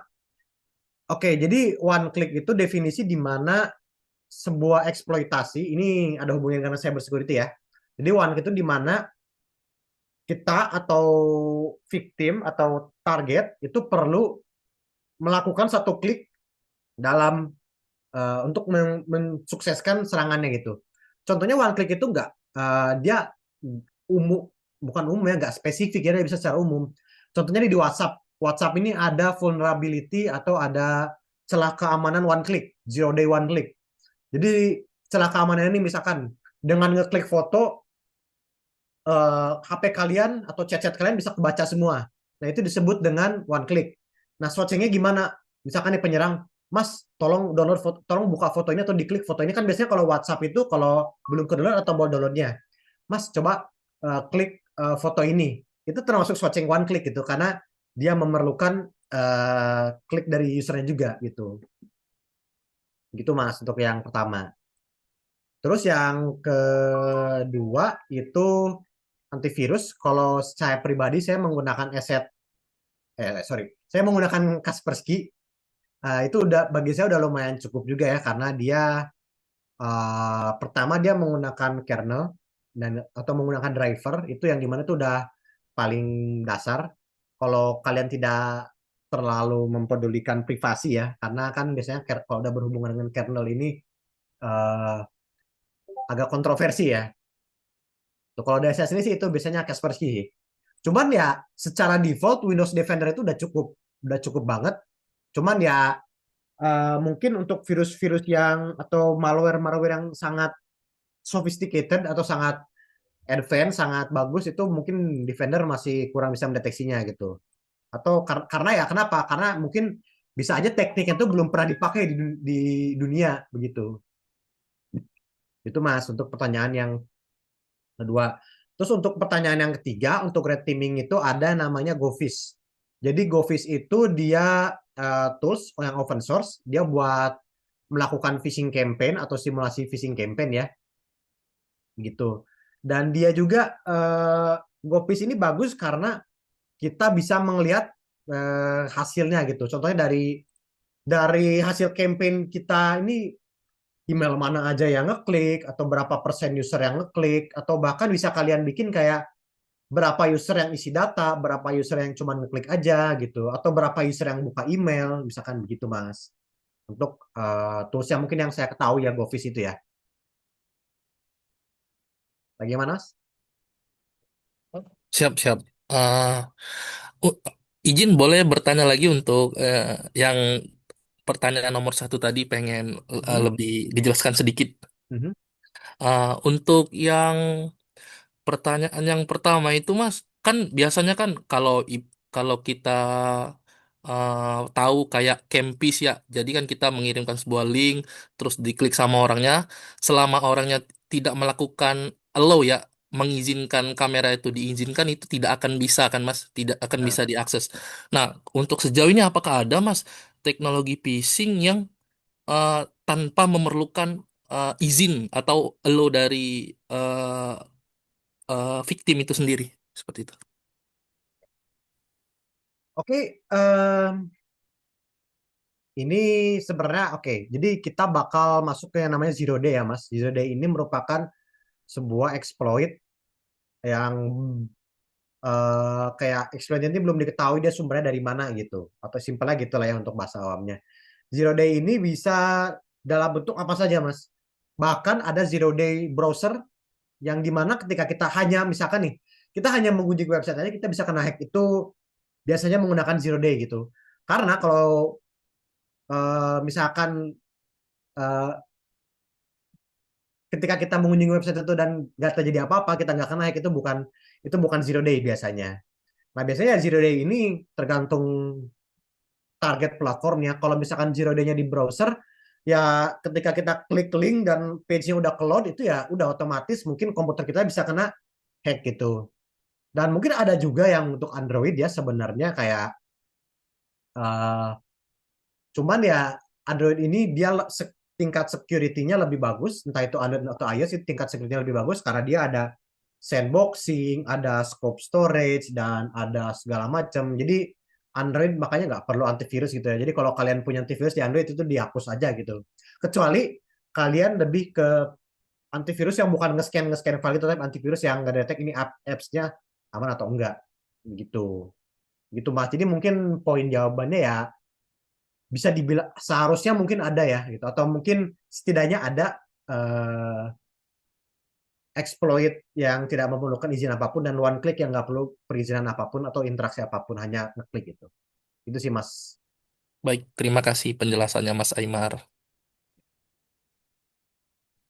Oke, terima kasih atas pertanyaannya Mas Putra. Apakah memuaskan? Siap, sangat memuaskan Mbak. Oke, thank you. Nah, buat teman-teman yang mau bertanya via chat, saya menganjurkan untuk bertanya di kolom Q&A karena kalau di kolom chat khawatir tertimbun dengan percakapan teman-teman yang lainnya. Gitu ya teman-teman. Untuk yang mau bertanya via chat bisa di kolom Q&A supaya pertanyaannya tidak tertimbun dan yang di Q&A akan didahulukan seperti itu. Oke, di sini yang raise hand hanya satu karena Mas Putra sudah bertanya tadi. Ada Mas Habi Reska. Silahkan Mas Habi Reska. Halo, Assalamualaikum. Waalaikumsalam. Ya, Bang Iman, saya mau nanya, belum lama kemarin ada temen gitu kan, kejadiannya dia kena hack di Google-nya gitu dari HP-nya dia. Nah, itu tanpa one click, tanpa apapun gitu, tiba-tiba HP-nya booting gitu. Nah, setelah pas sudah nyala HP-nya dan itu apa namanya akunnya nggak bisa diakses. Itu kira-kira kenapa dan gimana ya? Terus penanganannya seperti apa? Oke, pertama ya mungkin dari temannya Mas sendiri ini kayak dia ingat nggak melakukan kayak apa sih yang dia lakukan itu ingat nggak sebelumnya? Entah itu ngeklik link atau menginstal sesuatu atau gimana?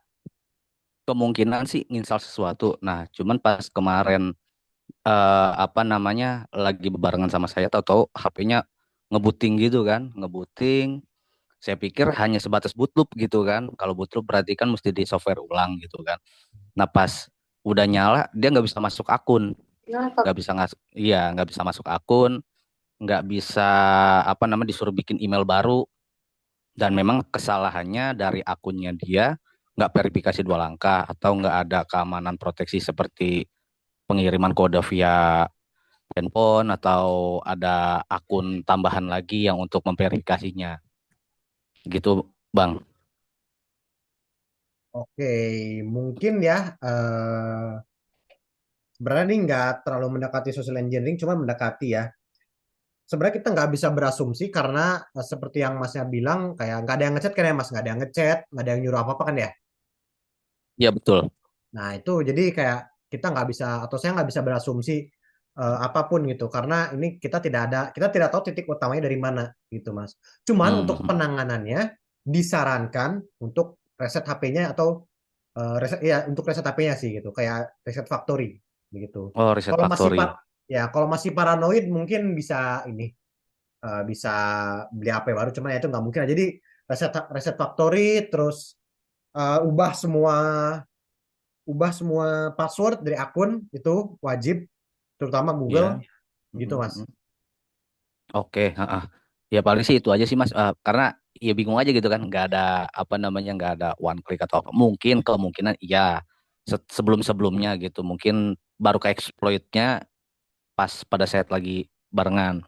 Dan memang Google-nya itu ada di tangan si hack dan si hacknya itu dia ngechat, kenapa nih HP lu kata dia bilang gitu. Dia minta beberapa akun punya teman saya gitu kan kayak akun M-Banking dan yang lain-lain gitu kan. Akhirnya damai dikirim lagi sama si yang hack kayak gitu gitu Mas. Ya. Eh, ya mungkin seperti yang saya bilang sih kalau untuk inisial kontaknya atau inisial aksesnya itu kita nggak bisa berasumsi kalau emang nggak ada atau atau kayak kita nggak tahu dari mana dia mulainya gitu. Cuma untuk dari penanganan sendiri ya itu sih seperti yang saya bilang Mas. Oke Mas, Paling terima kasih banyak Mas. ya.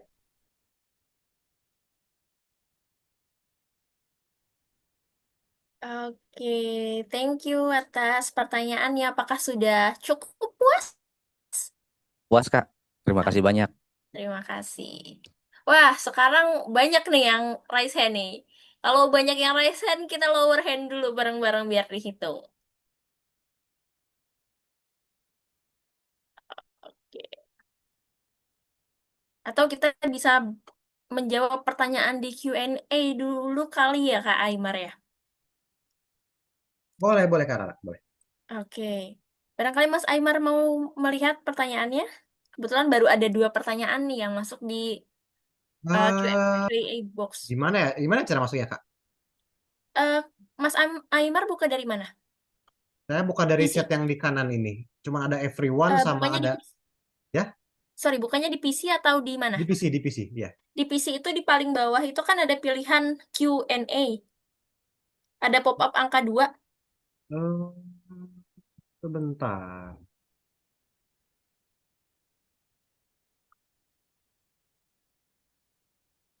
Gimana ya Kak? Nggak muncul ya? Nggak muncul. Oh, oke, baik. Munculnya everyone sama ini ada yang chat pribadi saya di atas itu baru ada. Bukan di kolom chat, Mas. Oh, Iya, oh beda yang kolom. oh ya, ya sorry sorry. Nah, Saya kira di chat. oke. Oke, ini saya jawab dari yang ini ya dulu ya, yang paling Oke, eh, silakan Mas. lama dulu. Oke, dari anonymous partisipan eh,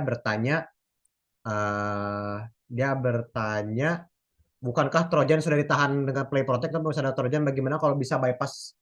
eh, ada Trojannya kalau bisa bypass, bagaimana demonya?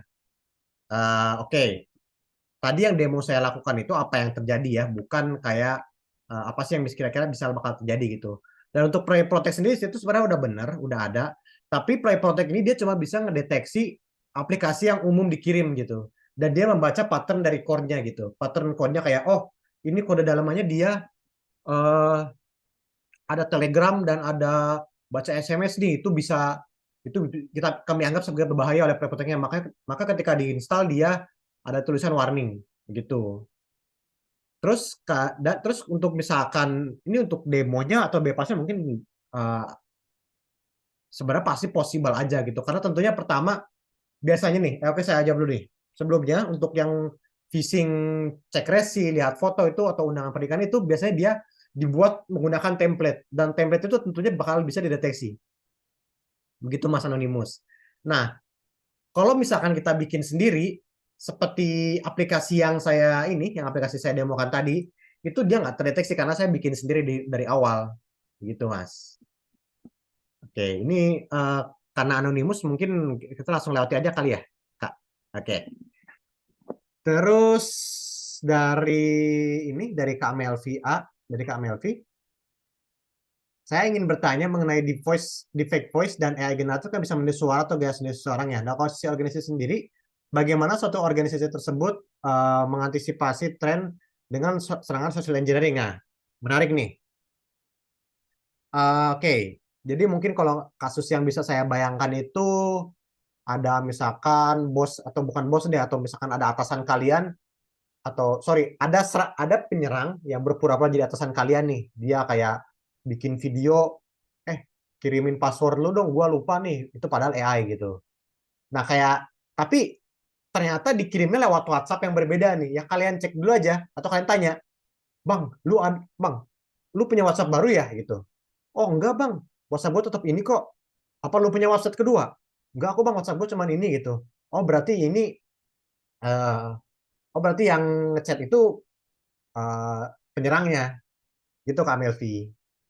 Jadi ya pertama, eh, untuk Socing ini kan pasti Socing ya, dan di fake ini biasa diserangnya manusia langsung. Mungkin ya kita langsung tanya aja ke orangnya simpelnya gitu. Apalagi kalau dalam perusahaan gitu kan, kita kan bisa tanya ke orangnya atau bisa kita telepon lah lebih simpelnya gitu. Kita telepon ke eh, nomor yang sering digunakan dalam lingkungan kerja tersebut, begitu. Kalau misalkan emang dia nomor yang nggak aktif ya pasti bakal diberitahukan gitu kan, begitu. Kalau emang masih merasa ragu, tunggu sampai kalian ketemu aja gitu. Karena kalau diburu-buru itu biasanya ya sesuai yang aku sebut tadi gitu kan, gitu. Atau enggak bisa kalian tanya ke teman kalian itu, ini si Ilham kemana nih, atau ini si Ilham kemana, apa nomor yang baru apa nih, itu Kak Melvi.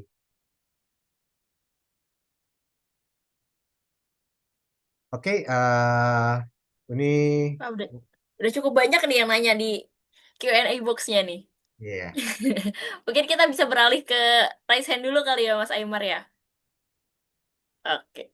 Wah, sudah ada Mas Ahwas di sini. Silahkan Mas Ahwas. Oke.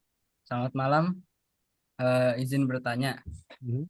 Kan sekarang itu kita hidup di negara Indonesia, negara yang eh, minim protek ke data pribadi. Contohnya kan banyak kasus-kasus yang data-data kita tuh dijual ke asing gitu kan. Baik kemarin juga contohnya kasus yang data-data JNE itu bocor. Nah, itu kan baik yang dijual data-datanya. Nah, gimana sih cara melindungi gitu data-data pribadi kita yang udah terlanjur bocor misalnya? Nah, itu gimana? Oke,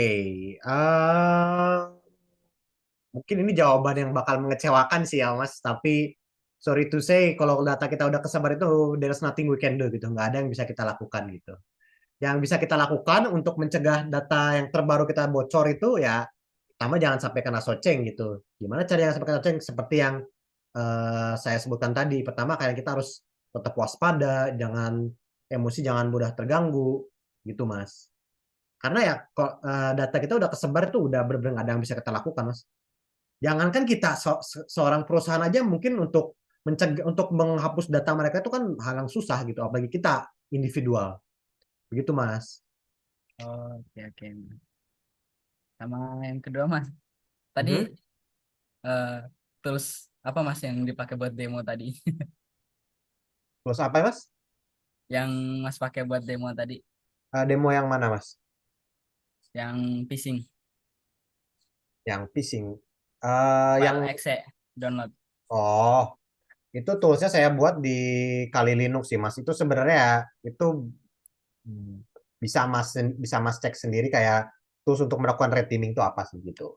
Dan cara menggunakannya bagaimana. Mungkin itu eh, seharusnya sih resource-nya banyak ya, itu di Google. Begitu, Mas. Oke oke, baik Mas, itu aja mungkin. Toolsnya namanya apa, Mas?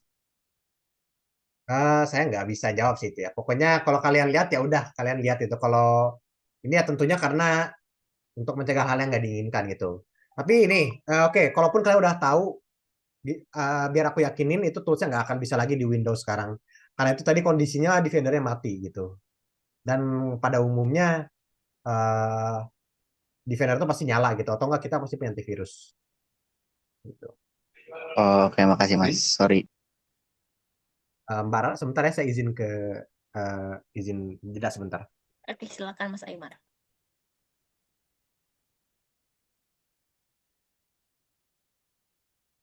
Oke, sambil kita menunggu Mas Aymar, teman-teman tadi sudah di-share untuk bukan teman-teman yang tadi penasaran terkait informasi lebih detail mengenai kelas cyber security dari Merdeka Siber, atau yang tertarik ingin memperdalami karena materi hari ini itu hanya memantik teman-teman.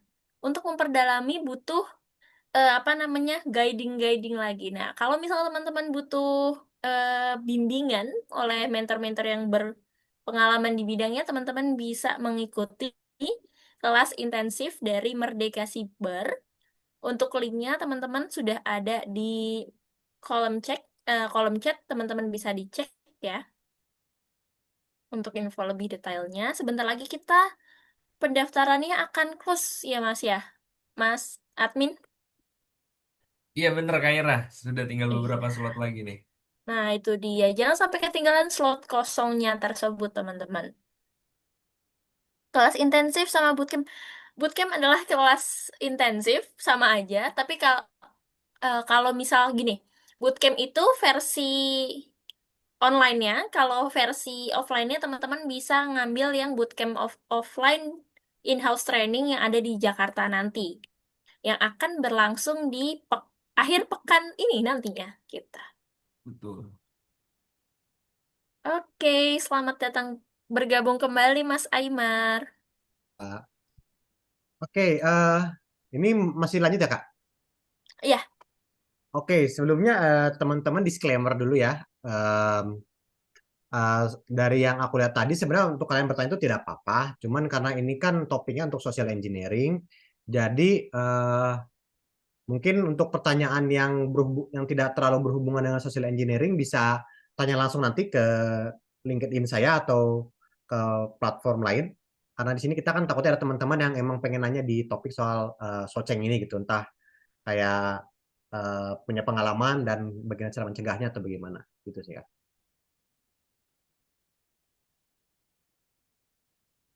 oke. Mungkin ini ada pertanyaan singkat nih dari Mas Windah Negoro.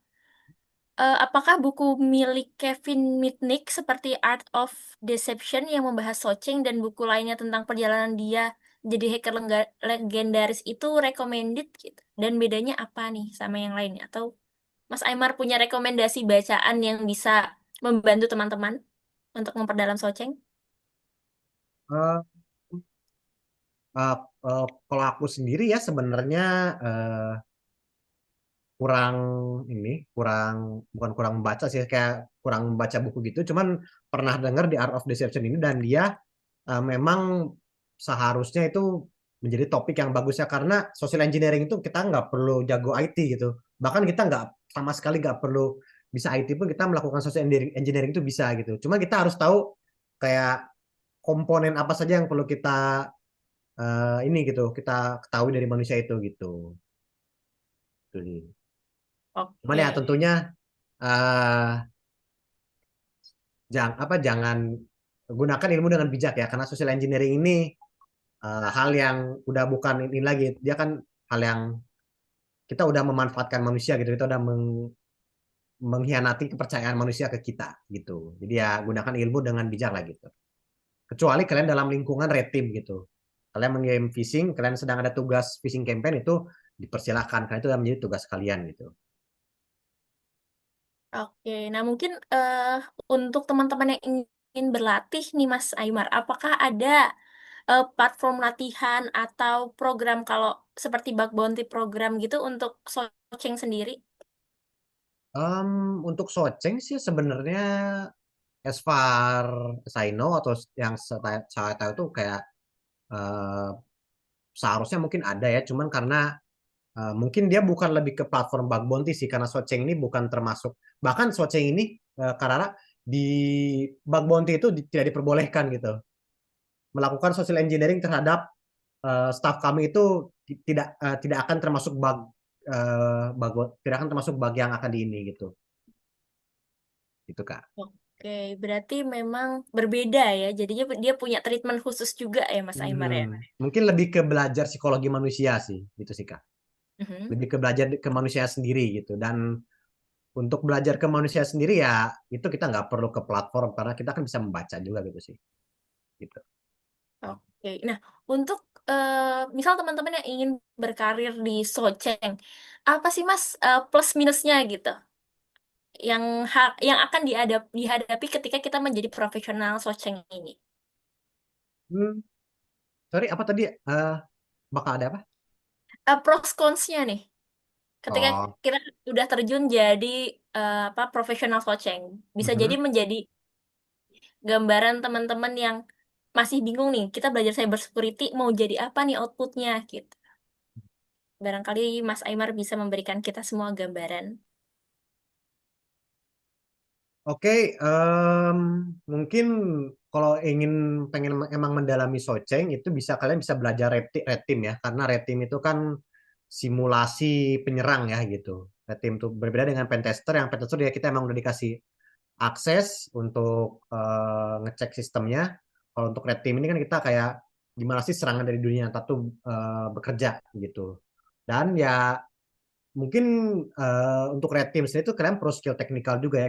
Kita nggak bisa bergantung ke skill sourcing-nya juga gitu. Karena mostly dari red teaming sendiri itu sebenarnya dia bahkan unsur sourcing-nya cuma di phishing email aja gitu. Cuman saya nggak tahu ya, no comment untuk itu, karena saya bukan red teamer, saya dulunya hanya pentester gitu. Mungkin bagi kalian yang punya teman-teman red team bisa ditanya ke mereka gimana sih kayak proses sourcing di red team itu gitu. Oke, berarti Mas Aymar sendiri backgroundnya itu berarti bermula dari pentester ya Mas ya? Mhm.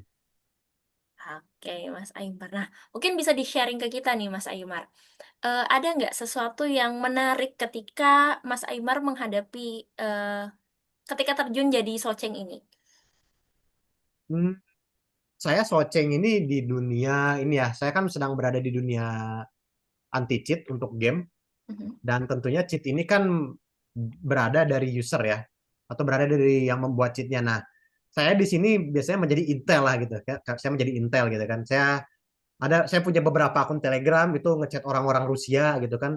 Tentunya kayak pengalaman unik itu kita harus tahu kayak kalimat yang kita terjemahkan ke bahasa Rusia ini, kita harus tahu apa gitu biar kayak kelihatan kalau itu kayak orang Rusia gitu kan. Terus kayak kita juga harus belajar kayak cara mereka berinteraksi gitu. Gitu sih Kak. Mungkin kalau untuk tantangannya sih ya banyak sebenarnya untuk dari saya sendiri ya, karena saya selain software engineering dan ini juga security research di bidang pekerjaan saya tentunya itu melakukan itu kayak menjadi intel atau menjadi soceng-soceng gitu, misalkan bang lu bikin cheatnya ini gimana sih gitu, ajarin dong gitu kan, kayak ketika mereka kasih tahu saya ini saya menjadi mendapatkan benefitnya untuk perusahaan saya sendiri gitu. Oke, thank you Mas Aymar. Nah, mungkin teman-teman yang mau bertanya langsung lagi ya, aku berikan satu slot pertanyaan untuk yang mau raise hand. Silahkan. Oke, di sini ada Mas Error Forbidden, silahkan.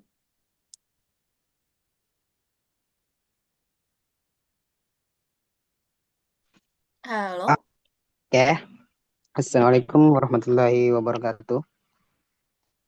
Eh, di sini saya mau bertanya tentang bagaimana dengan orang-orang yang melakukan phishing atau social engineering ini, eh, dan apa akibatnya terhadap keamanan cyber dan alias cybercrime-nya. Bagaimana penanganan orang seperti ini? Sekian. Oke, terima kasih untuk Mas Error pertanyaannya. Jadi em, sebenarnya phishing ini udah menjadi ladang bisnis untuk orang-orang di Indonesia ya. Karena banyak sekali yang orang yang membisniskan ini karena contohnya phishing di game. Kayak mereka ngechat silakan kunjungi website ini buat top up, buat dapat uang gratis gitu misalkan. Itu kan dan ketika akun mereka dimasukin, akunnya dihack ya itu akunnya mereka jual lagi itu jadi ladang bisnis gitu. Sebenarnya untuk mencegahnya pertama kita kita pakai cara yang legalnya dulu ya.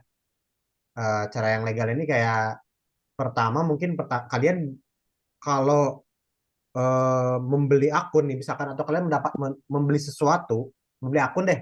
Akun ini kan mungkin hasil dari social engineering ya. Nah, kalian tanya dulu, ini akunnya aman gak gitu. Ini akunnya aman gak gitu. Kalau misalkan akunnya hilang di mana gitu. Kalau misalkan saya minta jaminan akunnya kembali uang kembali atau akunnya hilang gimana gitu kan kalau si penyerang atau penipunya ini dia nggak akan mau gitu apalagi diminta jaminan kayak KTP dan atau biasanya untuk midman gitu kan itu pasti mereka nggak mau gitu jadi dengan kita nggak beli aja dengan kita nggak beli ke si penipunya ini kita udah membantu ekosistem ini gitu kita udah membantu kayak nggak mensupport mereka untuk melakukan phishing lagi gitu. Terus yang kedua ya sebenarnya untuk melakukan laporan itu susah sih ya karena apalagi laporan ke pihak yang berwajib itu karena kita nggak 100% bakal tahu ini siapa yang buat ininya phishingnya gitu. Itu sih Mas untuk jawabannya ya. Satu lagi, saya pernah dapat tentang tools remote access Trojan seperti Crackstrap, Eagle Spy, Triangle DB. Itu misalkan tools-toolsnya ini kita laporkan, apakah bisa ditanggapi lalu setiap kerentanannya itu bisa diselesaikan oleh mereka dengan melakukan social engineering terhadap toko yang membuat remote access Trojan itu. Seperti Mas tadi yang kayak Intel ya tanya-tanya bilang bang gimana cara cheatnya begini, nah ternyata begini begini begini. Apakah hal itu bisa mungkin terjadi? Dan saya banyak sekali menemukan remote access Trojan tools-tools seperti itu, terutama Crackstrat, ya, Dragonrat dan lain-lain. Sekian. Oke, sebelumnya mungkin gini deh. Pertama, kalau emang kita ingin melaporkan seperti RAT itu, kita laporkannya bisa ke Microsoft langsung. Atau jangankan kita melaporkan ketika RAT tersebut sukses diblokir di antivirus itu udah otomatis terlaporkan gitu. Kalau misalkan emang kalian ingin melaporkan biasanya ada platform khusus dari pihak antivirusnya itu gitu. Oh iya. Ya, jadi kita cukup berikan filenya misalkan nih ke Microsoft Defender Team. uh, Hello, I found a virus in the internet gitu, and this virus is not detected by Windows Defender gitu. uh, Ya berarti tinggal kita laporin aja, ntar otomatis di fix sama Microsoftnya gitu. Baik kan. Iya. Sekian. Sih Mas. Oke, terima kasih Mas Error. Mas Error. Oke, itu dia tadi pertanyaan terakhir sebagai pertanyaan penutup dari teman-teman semua. Gimana nih pengalamannya sharing mendapatkan banyak sekali insight dari Mas Aymar? Daging nggak nih? Full daging, baik. Oke, yang lain masih sepi-sepi aja nih. Apa udah pada tidur nih jangan-jangan nih?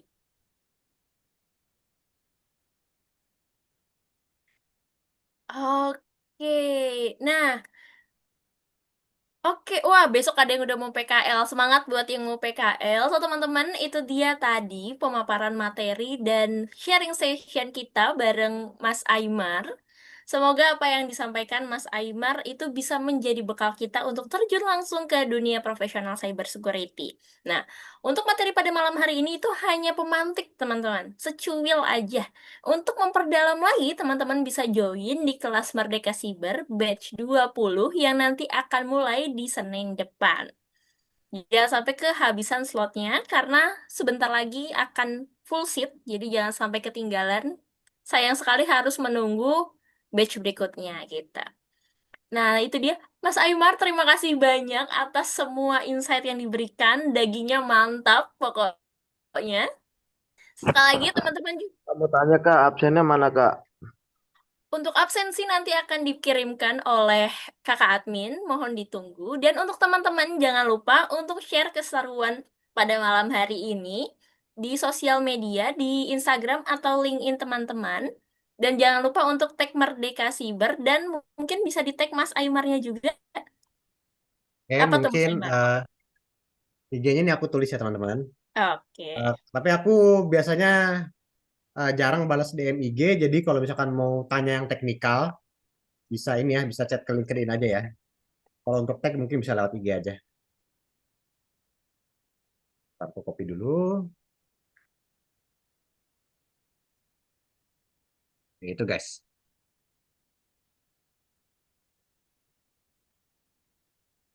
Oke. Nah, itu teman-teman untuk Instagram teman-teman bisa tag Mas Aimar di @aimarowo atau di LinkedIn di Aimar DCR. Nah, teman-teman tuh malam hari ini spesial banget karena kita dapat kesempatan buat nanya langsung sama Mas Aimar. Bahkan Mas Aimar juga sukarela untuk apa namanya mutualan LinkedIn. Terkonek di LinkedIn oleh teman-teman. Jadi teman-teman yang tadi masih ada pertanyaan yang ganjel, bisa ditanyakan Mas Aimar di LinkedIn jika ingin bertanya terkait teknikal. Kalau yang masih ngeganjel seputar selain Socing, teman-teman lagi-lagi bisa belajar bersama mentor-mentor yang tadi sudah saya sebutkan, mentor-mentor profesional yang sudah terjun langsung di dunia cyber security. Itu dia tadi perjumpaan kita pada malam hari ini. Sekali lagi terima kasih Mas Aimar. Oh lupa, Mas Aimar mungkin bisa closing statement nih buat teman-teman semuanya.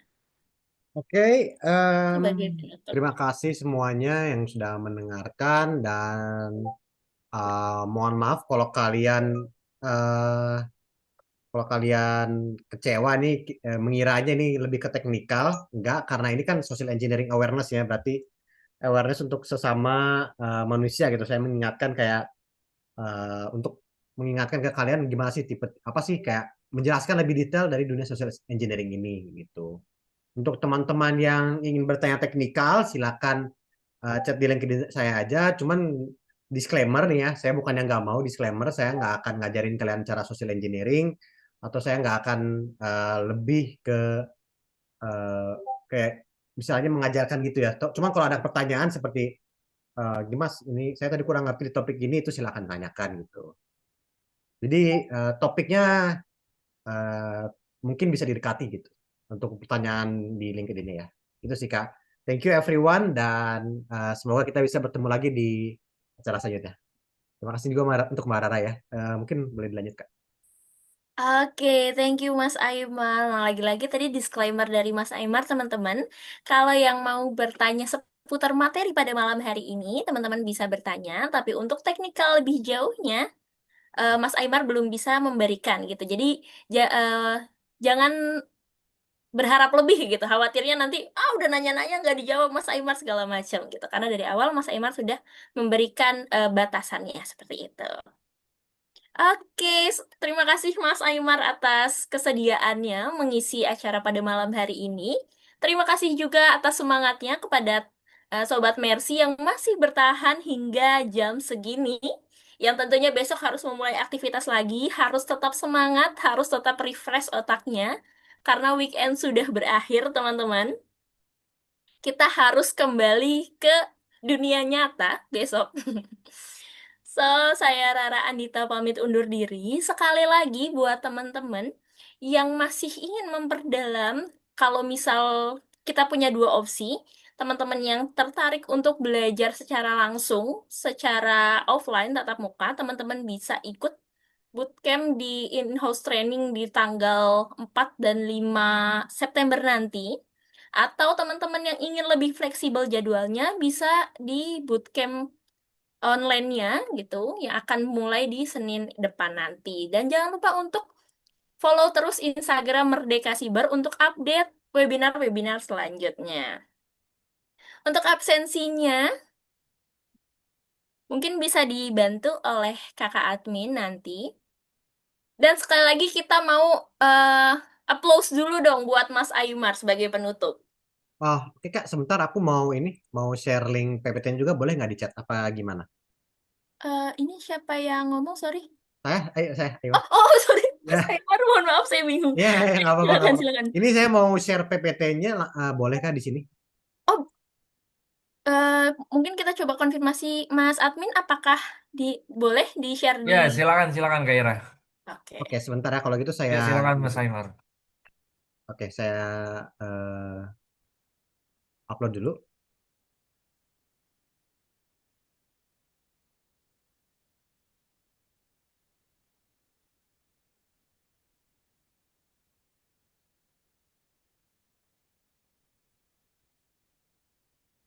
Makasih Mas Aymar atas insight-nya, sangat bermanfaat. Sama Mas.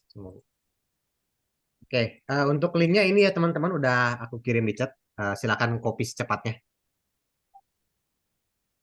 Oke. Nah, teman-teman bisa langsung di-copy ya, karena nanti kalau teman-teman terlempar dari Zoom ini, nanti hilang linknya gitu dari kolom chatnya. Oke, terima kasih teman-teman atas semangatnya pada malam hari ini. Aku suka sekali. Oke, sekali lagi aku Rara Andita terima kasih Absennya atas belum dikirim. apanya? Absennya. Sabar. Tenang.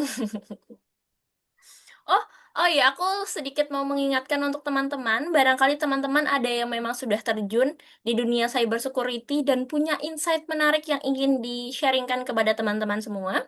Bisa kontak admin untuk menjadi pembicara seperti Mas Aymar mengisi di webinar-webinar selanjutnya kita. Izin bertanya, Kak. Apa? Ya, saya belum dapat sertifikat dari webinar sebelumnya bersama Mas Nabil. Untuk sertifikat bisa di kontak admin yang tertera saja ya, Mas ya. Oke, siap. Oke, Terima kasih, terima Kak. kasih. Iya.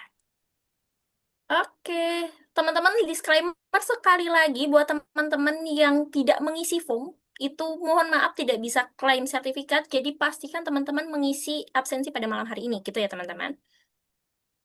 Oke, itu dia tadi perjumpaan kita pada malam hari ini. Terima kasih Mas Aymar atas insight-nya. Semoga bisa bermanfaat buat teman-teman. Jangan lupa catatannya disimpan dan diimplementasikan semua ilmu yang disampaikan oleh narasumber kita. Saya Rara Andita pamit undur diri. Sampai bertemu di web sharing session berikutnya. Wassalamualaikum warahmatullahi wabarakatuh. Waalaikumsalam. Waalaikumsalam warahmatullahi wabarakatuh.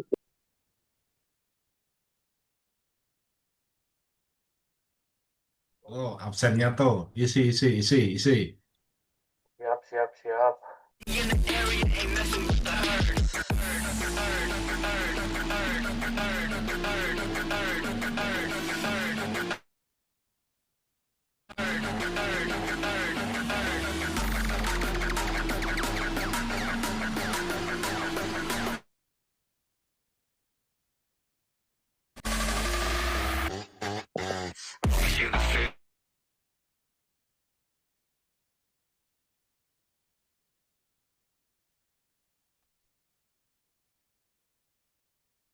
Itu masih salah ya, Kak?